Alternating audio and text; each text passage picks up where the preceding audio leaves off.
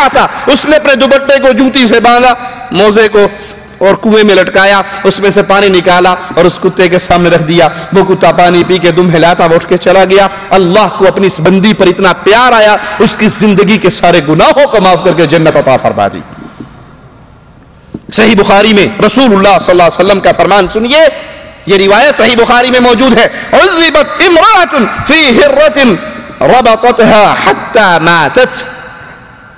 ہم تو سمجھتے ہیں جانوروں کے معاملے میں کوئی مسئلہ نہیں ہے, جانوروں سے پیار کرو گے تو ایک فاحشہ بدکار زانیہ کا زندگی بھر کے گناہ اس ایک نیکی سے اللہ نے معاف کر دیا.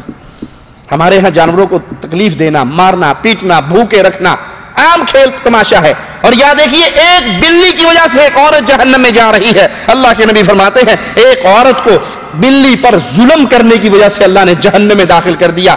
وہ کرتی کیا تھی, اس کو باندھ رکھا تھا, بلی کو باندھ رکھا تھا.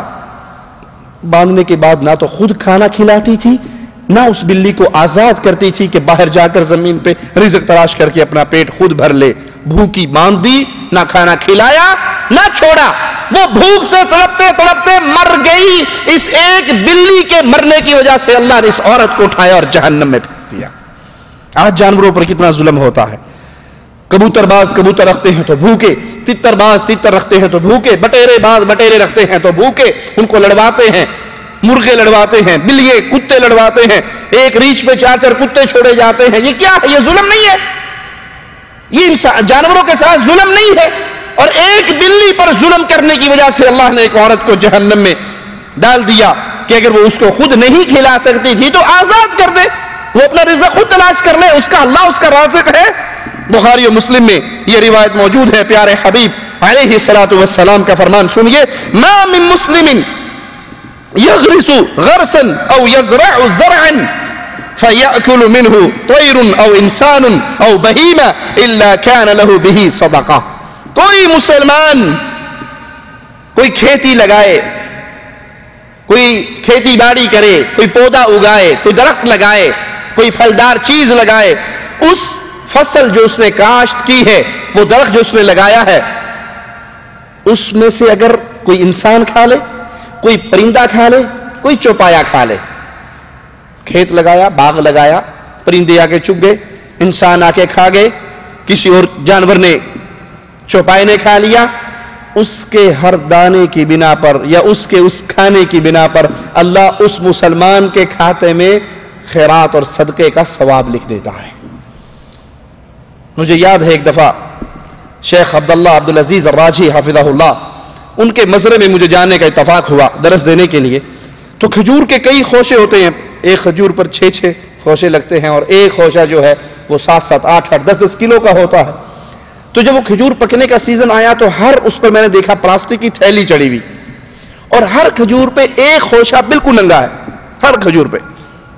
اور ان کے اس مزرعے میں تقریباً 60,000 درخت ہے کھجور کے, 5-6 کلومیٹر لمبا اور 3-4 کلومیٹر چوڑا وہ مزرعہ ہے ان کا. ہر کھجور پہ ایک خوشہ ایسا ہے جس پہ کوئی تھیلی نہیں, اوپن. تو میں نے وہاں کام کرنے والے ساتھیوں سے پوچھا, میں نے کہا یہ ہر کھجور کا ایک خوشہ اوپن ہے, اس کی کیا وجہ؟ تو کہنے لگے شیخ کا حکم ہے کہ ہر کھجور میں سے ایک خوشے کو اللہ کی مخلوق کے لیے کھلا چھوڑ دو, پرندے کھائیں, انسان کام کرنے والی لیبر کھائے, جو مرضی کھائے, ایک خوشہ ان کا حق ہے. ان سے بچ جائے گا تو ہم کاٹ لیں گے, اور اگر وہ کھا لیں گے تو یہ پرندوں کا حق ہے, یہ جانوروں کا حق ہے, یہ اللہ کی مخلوق کا حق ہے, ہم اس کو بند نہیں کریں گے.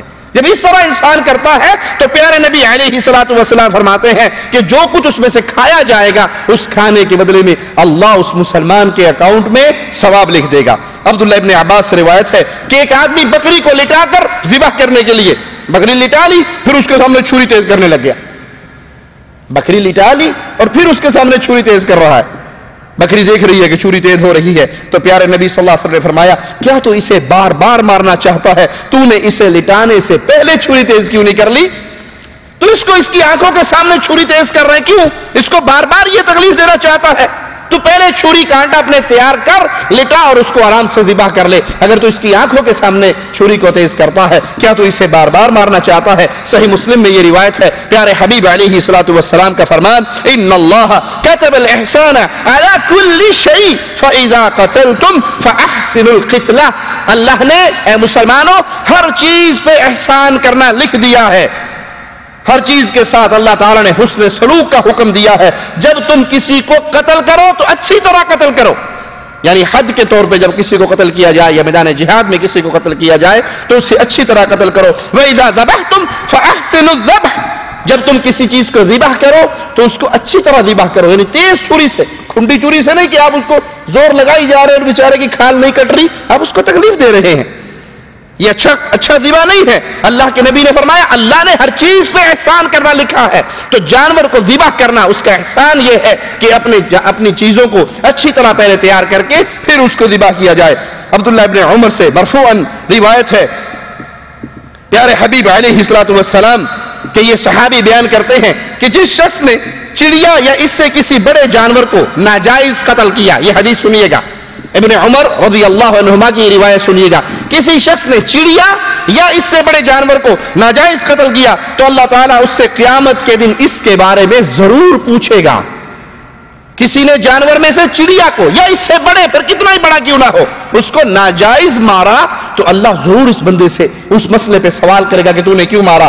صحابہ نے کہا یا رسول اللہ صلی اللہ علیہ وسلم جائز قتل کیا ہے, جانوروں کا جائز قتل کیا ہے؟ تو آپ علیہ الصلوۃ والسلام نے فرمایا کہ اس کو ذبح کر کے کھایا جائے.